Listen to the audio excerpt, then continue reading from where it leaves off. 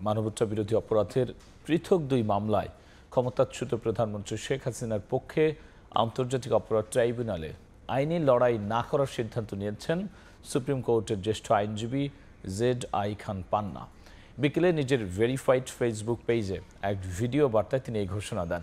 ট্রাইব্যুনালে শেখ হাসিনার পক্ষে না লড়লেও ভিডিও বার্তায় তিনি দুদকের মামলায় দণ্ডপ্রাপ্ত সজীব ওয়াজেদ জয় ও সাইমা ওয়াজেদ পুতুলের পক্ষে আইনি লড়াইয়ের কথা জানান। আমি আদালতে অন্তত বঙ্গবন্ধু কন্যার পক্ষে বা তাকে ডিফেন্ড করার জন্য দাঁড়াবো না। যা হবার হবে, দেখা যাবে। এখন বলতে পারেন যে